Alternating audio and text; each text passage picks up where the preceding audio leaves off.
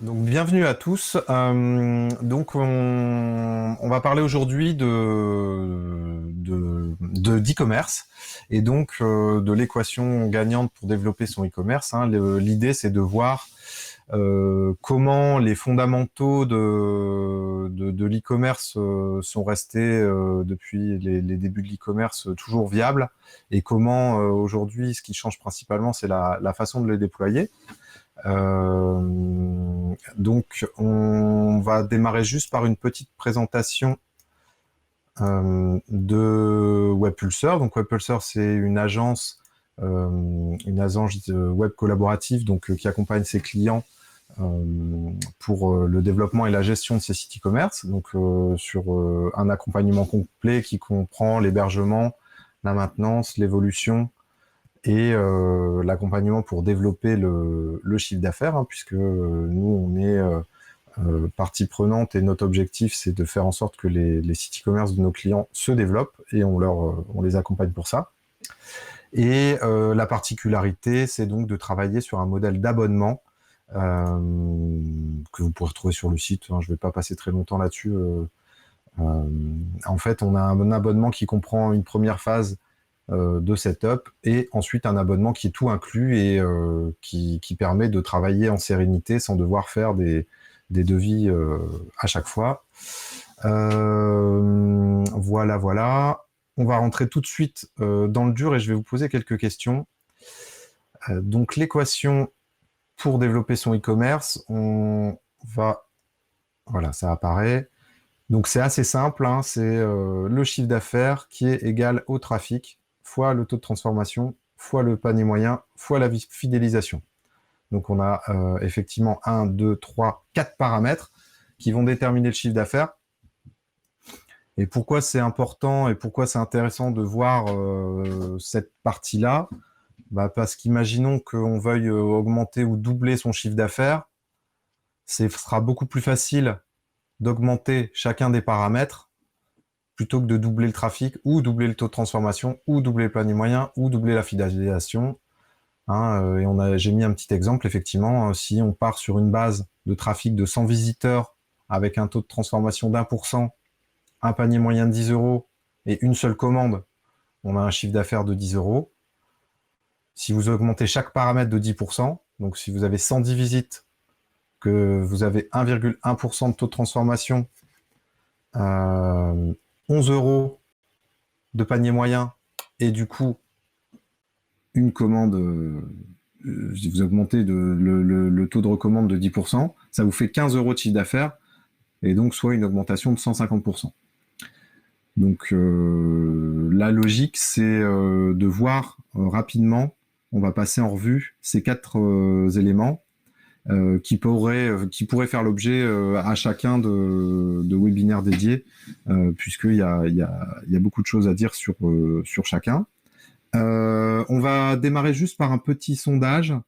J'aimerais bien savoir si vous avez déjà un site e-commerce. Donc là, vous pouvez répondre dans l'onglet directement oui ou non, éventuellement son adresse. Augmentation de 50%. 150% égale 25 euros. Oui, ça dépend si on fait... Oui, 10 fois 1.15 égale... Oui, ça dépend comment on calcule le pourcentage, Patrick, mais oui.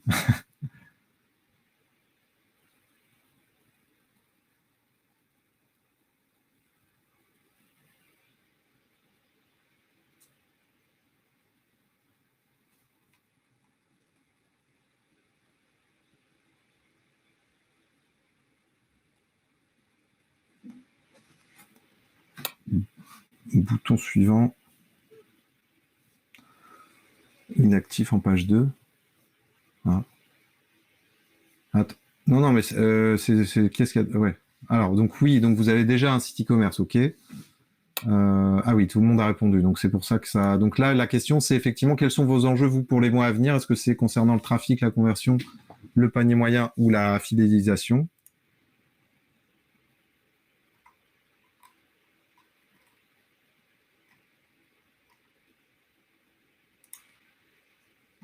Voilà,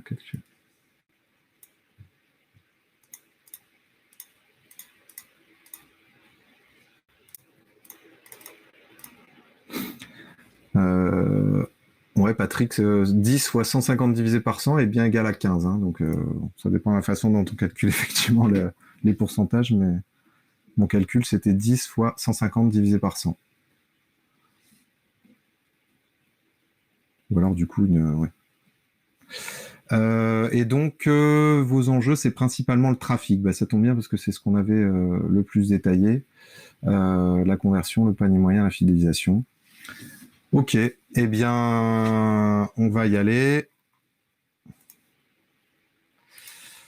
Donc, la question sur le trafic, c'est donc comment diversifier donc ces sources de trafic, hein, et pas être dépendant que d'une seule source, puisque que ce soit en SEO avec les changements d'algorithme ou en SEM avec des prix qui peuvent augmenter, il faut effectivement avoir une source de trafic rentable diversifiée. Donc on va démarrer sur la partie SEO et référencement naturel. Sur les bases un petit peu d'une boutique e-commerce et notamment une boutique e-commerce PrestaShop, puisque alors ça fait maintenant, je pense, un peu moins de 10 ans, 8 ou 10 ans qu'on travaille sur PrestaShop et on est devenu partenaire là juste récemment pour consolider notre partenariat avec eux. Et donc on va parler principalement sur PrestaShop. Hein. Donc un des premiers paramètres, c'est un premier principe, c'est en gros un mot-clé égale une page. C'est-à-dire que sur votre arborescence et votre structure de site, je vois une question là, SEO, SEM, 3 petits points d'interrogation. Je ne sais pas si tu peux préciser ta question, Géraldine. Donc voilà, ça c'est vraiment le principe général. Et comment ça va se décliner sur la partie e-commerce, c'est que on va devoir effectivement faire ce qu'on appelle du keyword mapping pour définir en gros les catégories liées aux mots-clés. C'est-à-dire que sur la page d'accueil, on va prendre les mots-clés principaux, peut-être achat du produit qu'on vend ou vente en ligne de tel produit, etc. Puis ensuite, on va pouvoir décliner par catégorie, par rubrique et par fiche produit. Donc l'idée de SEO, SEM, donc SEO c'est Search Engine Optimization, donc c'est le référencement naturel, et SEM c'est Search Engine Marketing, c'est ce qui englobe le référencement payant, le SEO, le SEA, Search Engine Advertising. Voilà, donc c'est ça que ça veut dire. Donc l'idée c'est effectivement de bien travailler son arborescence et PrestaShop est déjà plutôt bien fait pour ça, puisqu'on va pouvoir venir éditer de façon native des textes optimisés pour les descriptions des catégories et des sous-catégories et des fiches produits. Donc ça, c'est un principe clé pour travailler déjà sur la base du SEO qui est un mot-clé, une page. Et donc, je vais travailler effectivement un exemple, vente de vêtements, ça sera mon accueil. Si je vends des t-shirts, ma catégorie t-shirt, j'aurai vente de t-shirts et puis je pourrais avoir soit des rubriques par couleur, donc j'aurai vente de t-shirt rouge et l'idée c'est que quand un client tape sur Google vente de t-shirt rouge, eh bien il arrive directement sur la rubrique et que ce soit celle-là qui soit optimisée pour le mot-clé vente de t-shirt rouge. Voilà. Et donc, on va décliner comme ça, c'est ce qu'on en parlera un petit peu, c'est ce qu'on appelle la logique de silo pour vraiment avoir une structure de SEO qui soit performante. Un autre sujet qui est intéressant, hein, donc quand on travaille effectivement dans l'e-commerce, c'est d'avoir un parcours client avec des points d'itération bien définis. Donc ça, ça sert vraiment on va dire dans toute la vie du projet e-commerce, mais on a voulu le décliner aussi en SEO parce que notamment ça permet de comprendre effectivement les problématiques de nos clients et donc de travailler sur la partie SEO riche, donc de travailler à la fois sur la longue traîne, mais aussi les expressions de recherche, les requêtes sémantiques, pour pour dire effectivement si vous vendez des vêtements, quelle taille, des choses sur la taille de vêtements, ou si vous vendez des produits pour améliorer le sommeil, vous pouvez aller, les gens peuvent taper dans Google comment améliorer son sommeil, ou je n'arrive pas à dormir, etc. Donc ça va vous permettre de travailler sur des requêtes sémantiques et effectivement des expressions de recherche qui pourront aussi, par exemple, se retrouver dans les réponses des assistants Google. Donc ça, c'est notamment comme ça aussi qu'on peut se retrouver à pouvoir donner la réponse à une requête qui vient de Google. Et donc voilà. Donc pour aller plus loin, on a donc la structure en silo qui va permettre de travailler le cocon sémantique, hein, de relier les pages les unes aux autres. Et donc ça va nous permettre vraiment d'aller plus loin dans la partie référencement naturel. Je ne sais pas s'il y a des questions à ce niveau-là. C'est vraiment, là, on va passer un petit peu en revue les différentes sources sans aller trop dans le détail, mais vous pouvez poser des questions et on pourra y revenir si besoin. Alors, sur la partie SEM, donc qui est référencement donc, payant, on va focaliser plutôt sur AdWords, sachant qu'après, effectivement, toutes les sources de trafic payant ont un petit peu la même logique.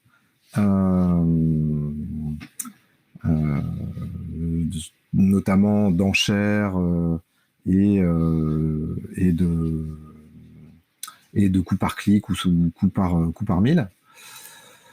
Donc sur AdWords, un des éléments qui va être important au départ, c'est donc le quality score. C'est effectivement ce qui va permettre de rechercher les mots-clés en fonction du coût des mots-clés, du nombre de requêtes, de l'intensité de la concurrence. Et ça va vous permettre en fonction également des mots-clés que vous aurez définis en référencement naturel, de définir un petit peu sur quels mots-clés vous voulez être présent donc, en AdWords. Et donc, notamment sur donc les AdWords, hein, c'est bien les liens sponsorisés qui apparaissent dans Google avant les résultats naturels. Donc la première phase, c'est effectivement d'aller dans l'outil Keyword Planner de Google AdWords et de travailler sur ces paramètres-là. Sur PrestaShop, on a listé 2 modules intéressants qui vont vous permettre, qui sont vraiment dans les modules un petit peu indispensables à avoir pour travailler sa gestion de trafic et sa conversion. Ça va être le module Google Analytics qui va vous permettre de travailler sur directement la conversion de l'e-commerce et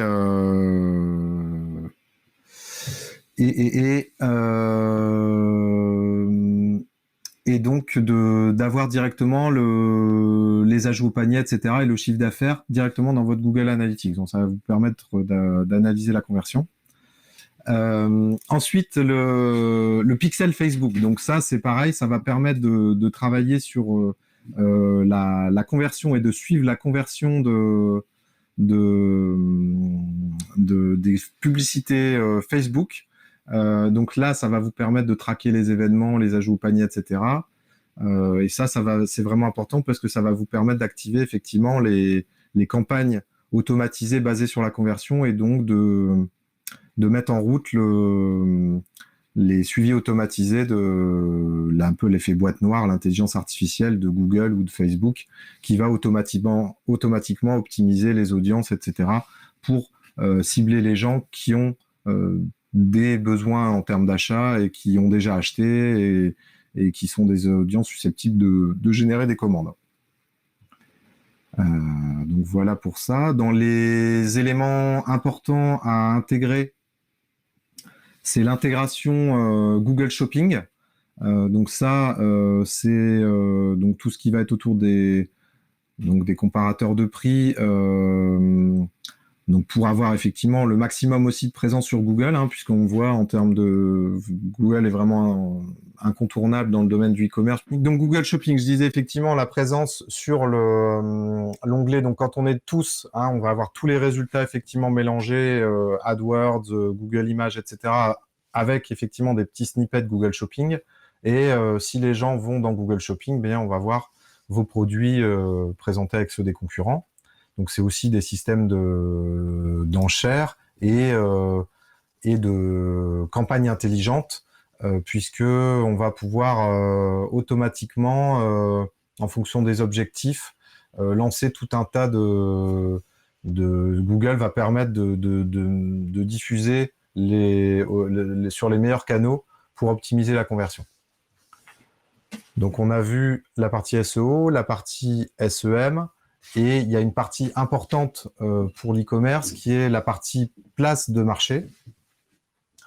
Donc là, on va aussi passer rapidement, puisqu'il y aurait possiblement un webinaire à faire uniquement sur les places de marché. On a mis 2 exemples de nos clients.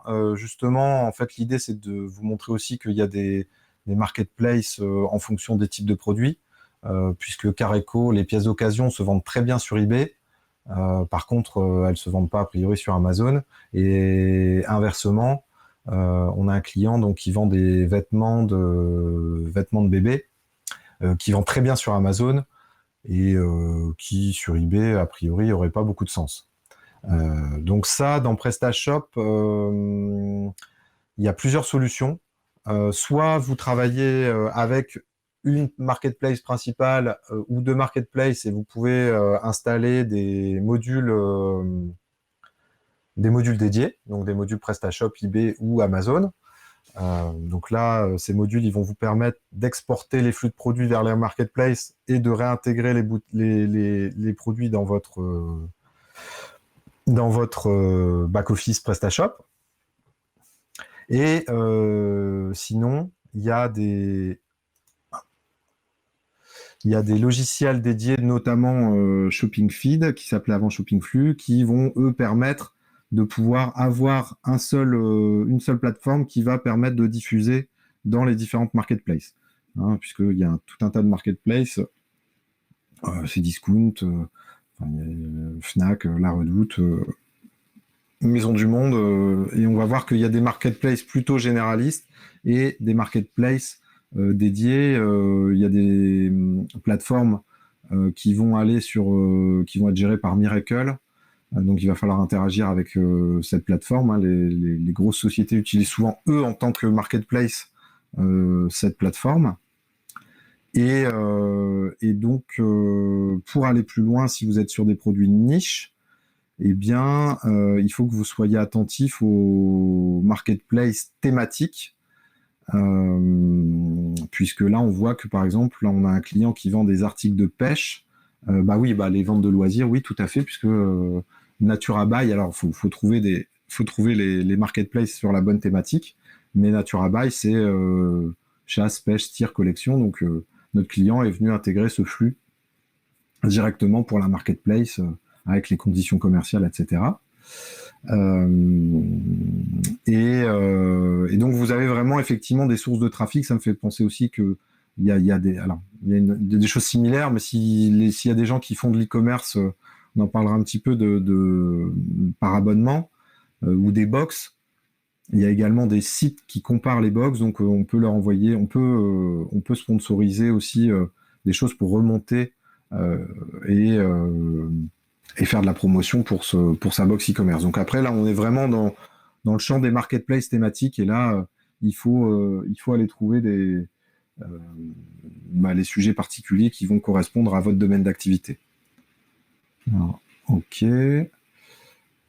Je vois les questions. Donc les ventes de loisirs, oui. Si vous avez quelque chose de plus précis, on peut répondre peut-être, Géraldine. Plus précis que loisirs. Donc ça, c'était la partie trafic. Un module conseillé pour intégration Google Shopping du catalogue. Ça, on le fait nous-mêmes directement. Pas de module. Sport mécanique. Sport mécanique, ok. Si vous pouvez aussi encore un peu c'est-à-dire de vente de sessions de sport ou vente d'accessoires. Bon, en attendant, on va dérouler. Donc ça, c'était la partie trafic. J'ai pris du retard, donc je vais continuer rapidement. Vente de sessions. Ok, d'accord. Donc bah là, ça va. Oui. Bah là, alors là, on a aussi des sources de trafic qui pourront être aussi des.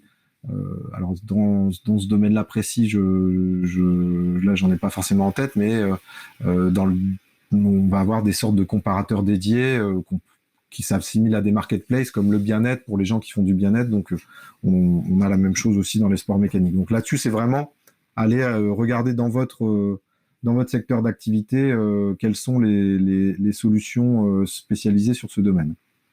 Donc, on va passer maintenant sur la conversion, le deuxième paramètre de l'équation e-commerce. Une fois qu'on a du trafic, il faut convertir pour transformer les visites en commandes. Ok, je vais chercher. Donc, bon, je réponds aux questions en même temps, comme ça, on fera peut-être moins de questions-réponses. Donc les leviers qu'on a identifiés principalement, c'est la structure du site, le retargeting, les avis clients. Sur la structure du site, les éléments importants qui vont permettre de convertir et d'être efficace. Dortmund, Patrick, quel est le retour d'un investissement abonnement chez vous? Ça dépend du pourcentage où on calcule. 150%, je dirais. Non, mais il faut ça, il faut l'étudier en fonction de votre problématique. Donc la structure, la navigation, la recherche, vraiment faciliter l'accès à ce qu'on cherche. Si je suis effectivement sur un site de vêtements que je cherche un t-shirt rouge, faut que je puisse facilement trouver la catégorie, facilement chercher, donc facilement accéder vraiment à ce que je cherche. La rapidité de chargement, ça c'est fondamental. Les gens attendent pas 2 secondes qu'une page se charge, mais il faut que ça soit au plus rapide au mieux. Si ça pouvait être chargé avant que les gens cliquent, ça serait encore mieux. Voire livrer avant que les gens aient imaginé d'ajouter au panier. Il y avait Amazon qui avait des projets de ce type-là, donc anticiper carrément ce que le client va acheter pour commencer directement, même avant qu'il appuie sur le bouton ajouter au panier, à préparer ses entrepôts. La fiche produit, qui doit effectivement bien être claire, répondre aux détails, afficher les options qui vont bien sur les éléments de taille ou de critères spécifiques si c'est un produit sur mesure. Et donc les éléments de réassurance, en combien de temps je vais être livré, combien ça coûte, est-ce que le produit est bien en stock, est-ce que je peux appeler quelqu'un si j'ai une question. Donc voilà, rassurer effectivement la personne pour qu'elle ait bien la réponse à toutes ces questions.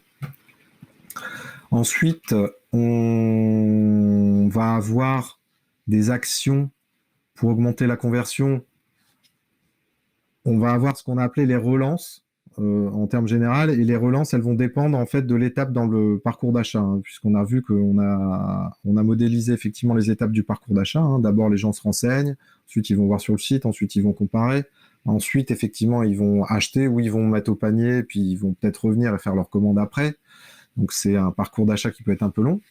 Donc avant qu'ils aient par exemple ajouté au panier, et donc on n'est pas leur nom, on sait pas, on n'a pas de données forcément de données personnelles. On peut faire ce qu'on appelle donc du reciblage. Vous êtes, j'imagine, tous aussi des acheteurs en ligne, et donc vous avez vu que quand vous allez visiter des sites sur une thématique, et quand vous allez ensuite dans Facebook ou sur Internet, comme par hasard, vous revoyez des pubs sur le même sujet. Donc ça, c'est ce qu'on appelle le retargeting, donc le reciblage. C'est le principe donc de passer par des régies publicitaires. Oui, c'est vraiment très agaçant. Oui, oui. Mais ça fonctionne. Et donc ça, voilà, ça c'est des options pour Après, vous pouvez le couper, hein, Claude, vous pouvez dire je veux plus voir ce type de publicité. Mais l'idée, c'est que les gens sont venus sur le site, donc on se dit bon bah ils s'intéressent à mon produit. Et ben moi je les recible et je leur rappelle que je suis là et que je peux aussi leur faire une promo, un code spécifique sur Facebook. Enfin voilà, il y a tout un tas d'actions qui peuvent se faire. Et ensuite, il y a des relances qui peuvent se faire une fois qu'on connaît l'interlocuteur, une fois qu'il est allé un peu plus loin dans l'étape d'achat. C'est les relances, par exemple, par email pour les abandons de panier. Donc là, j'ai ajouté un produit dans mon panier. Vous recevez aussi souvent des choses en disant alors comment faire pour apparaître en reciblage? Il faut installer le pixel Facebook et créer une audience et paramétrer la dans Facebook. Donc on a été effectivement sur les relances, hein. Ensuite on a, je vais continuer un petit peu en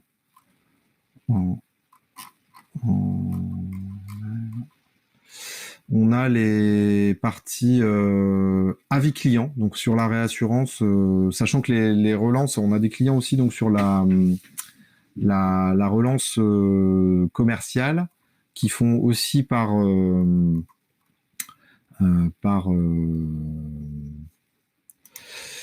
alors attendez, bon, je vais changer ça. Ils font aussi ça par chat directement, et donc les gens demandent s'il y a des promos et le principe c'est voilà, ça va changer d'angle, donc vous me verrez également. Je relance juste le slideshow. Oui, donc les relances par chat, ça fonctionne bien également. Hop. Et donc le principe, c'est de dire, bah voilà, c'est le code, il est valable. Vous avez un code de réduction de 5%. Il est valable pendant. Voilà, donc normalement, le diapo est revenu. Hop, donc là, normalement, vous allez revoir le diapo. Donc on va avancer.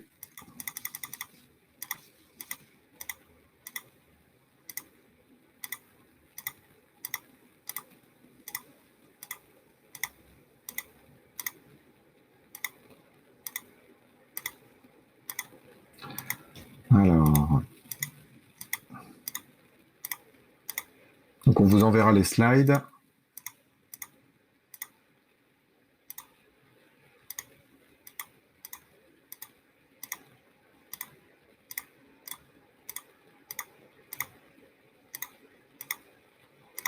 Alors, donc la conversion, la navigation, recherche, la rapidité de chargement, la fiche produit, la réassurance, le reciblage, les relances paniers, les avis clients, hein, une petite statistique, 96% des consommateurs sont influencés par l'e-réputation de la marque, donc important d'avoir des avis clients et de les mettre en avant pour que vos clients soient rassurés et n'aient pas peur d'acheter chez vous. Et on va passer maintenant au panier moyen. Donc 3 astuces pour augmenter le panier moyen. On a vu le trafic, la conversion et le paramètre du panier moyen. Donc comment pouvoir aussi l'augmenter et pouvoir faire du coup plus de chiffre d'affaires. Donc on va voir les packs, les produits liés et le franco de port. Les packs, ça c'est l'exemple d'un site e-commerce d'un de nos clients qui travaille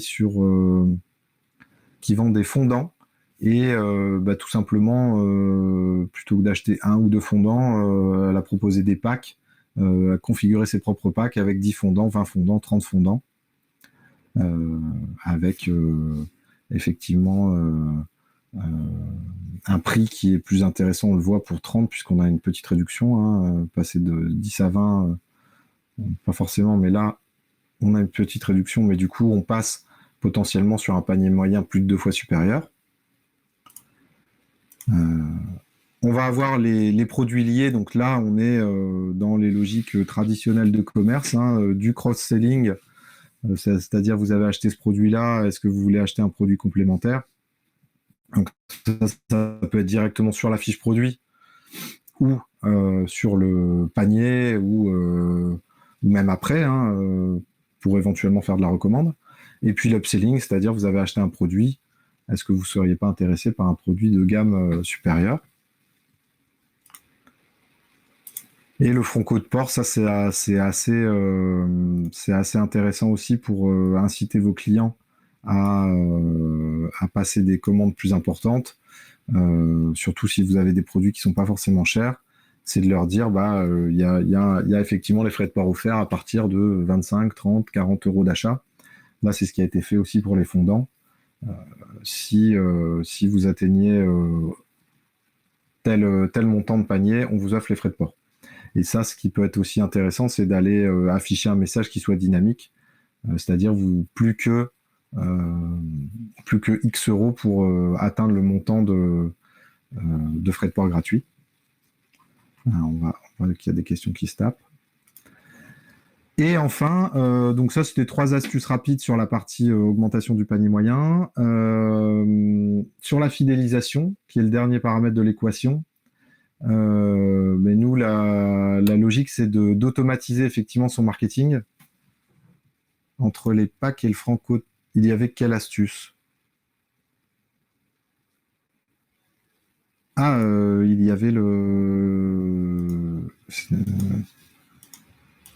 y avait les produits liés, la vente additionnelle. Voilà. Donc cross-selling, upselling. Voilà, on revient. On profite qu'on soit effectivement ensemble pour que ça soit interactif.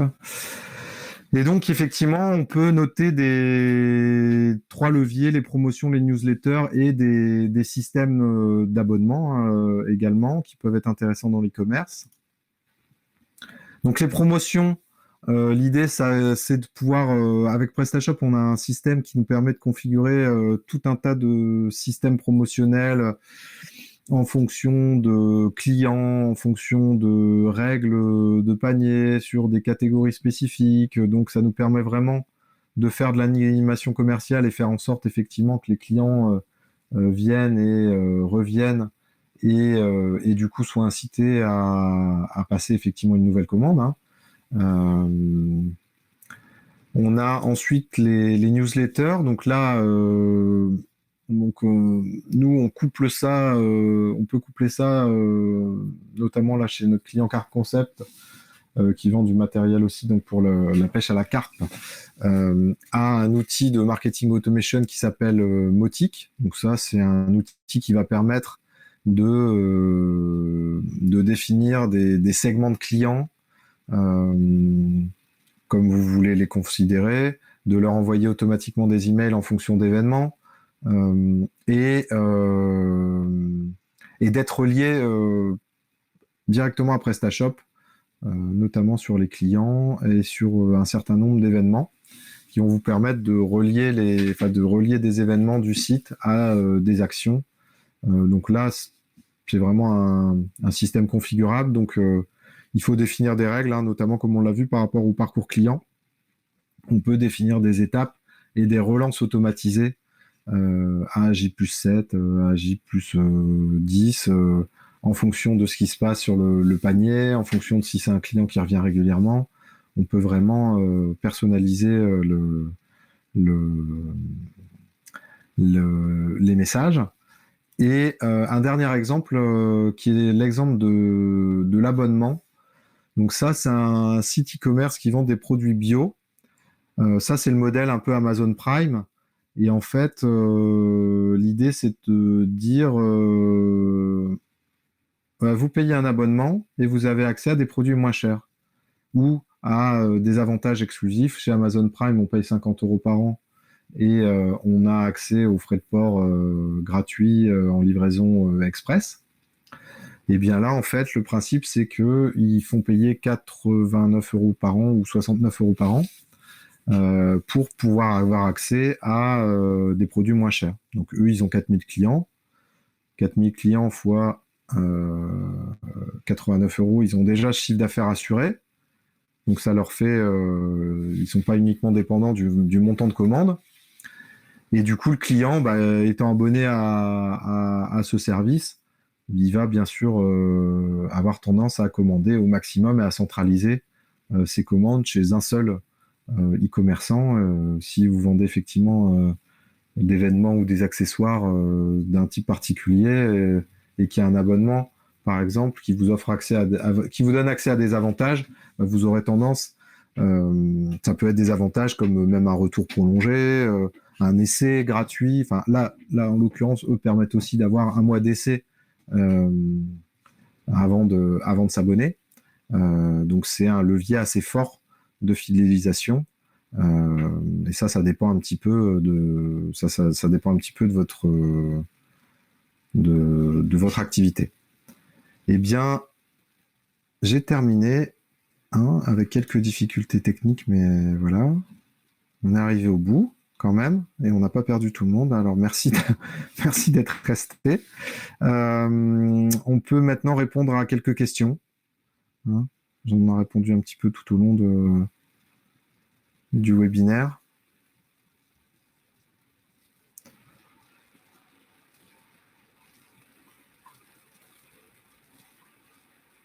Est-ce que vous avez des questions? Alors oui, il y a des questions qui sont en train d'être tapées.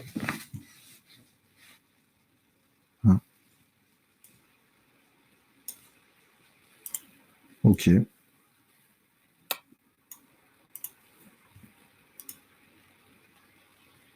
Voilà, donc là, vous aviez effectivement tous quasiment un site e-commerce. J'espère que vous aurez effectivement eu des... Donc là, on avait effectivement sur la fidélisation, j'espère que ça a répondu à vos attentes. Panier moyen, ça vous intéressait pas trop. C'était surtout le trafic. Alors, je ne sais pas s'il y a des questions particulières sur le trafic. Patrick pose une question.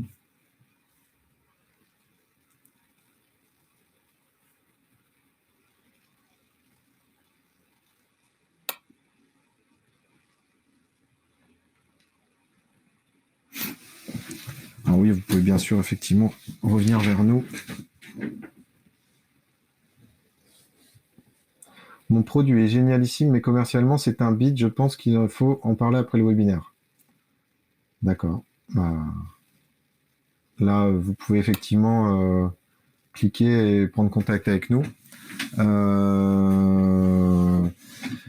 Il y a effectivement toute la partie commerciale qui est importante, la partie présentation. Enfin, c'est vrai qu'il y a beaucoup de paramètres dans l'e-commerce. Là, l'idée, c'était de pouvoir de simplifier ça avec 4 paramètres pour avoir un modèle qui puisse permettre d'avancer simplement.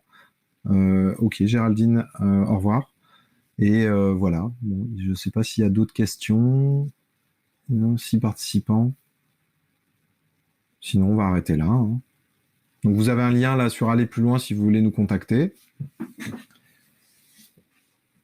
Et puis, si effectivement là, il y a des sujets sur lesquels vous souhaitez aller plus loin, nous on prévoit de faire des séries de webinaires effectivement sur l'e-commerce pour rentrer un petit peu plus dans le détail de chaque partie.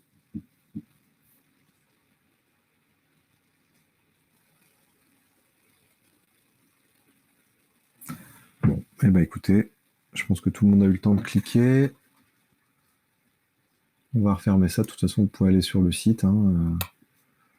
Ok. Bon. Bah, écoutez, s'il n'y a pas d'autres questions, on va arrêter là. Ah, Christian, peut-être une question? Non, pas de question. Bon, bah ça marche. Bah écoutez, merci à tous. Et désolé pour les petits problèmes techniques. Merci d'être resté pendant tout le long du webinaire. Et puis, on se recontacte effectivement si besoin. Et si vous avez des questions, on est là pour y répondre. Bon, bah au revoir à tous.